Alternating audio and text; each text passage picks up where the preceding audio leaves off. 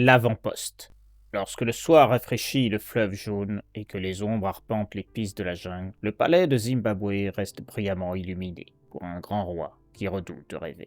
Car seul entre tous les hommes, il a pénétré dans le marais qu'évitent les serpents, et cheminant en direction du soleil couchant, atteint le Veld qui s'étend au-delà. Nul autre regard ne l'avait jusqu'alors contemplé, depuis que des yeux avaient été donnés aux hommes.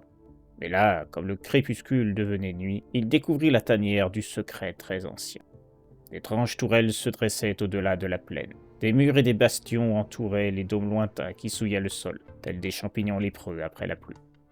Une lune gibbeuse se leva en renaclant pour éclairer des étendues où la vie ne pouvait avoir de demeure. Et dans la pâleur lointaine, tours et dômes se révélaient sans fenêtres et maléfiques.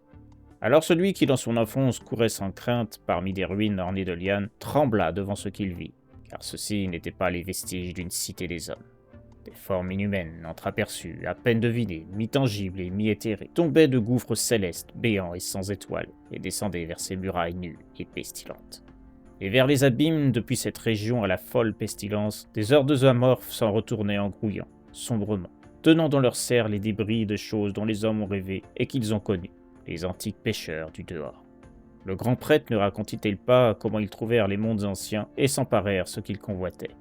Leurs avant-postes cachés, cernés par l'effroi, ruminaient leurs aigreurs sur 1 million de mondes dans l'espace, abhorrés par toute trace vivante et pourtant préservés dans leur solitude.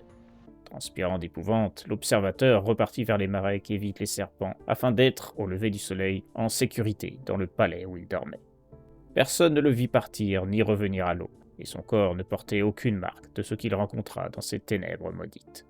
Pourtant, de son sommeil toute paix a désormais fui. Lorsque le soir rafraîchit les fleuves jaunes et que les ombres arpentent les pistes de la jungle, le palais de Zimbabwe reste brillamment illuminé pour un grand roi qui redoute de rêver.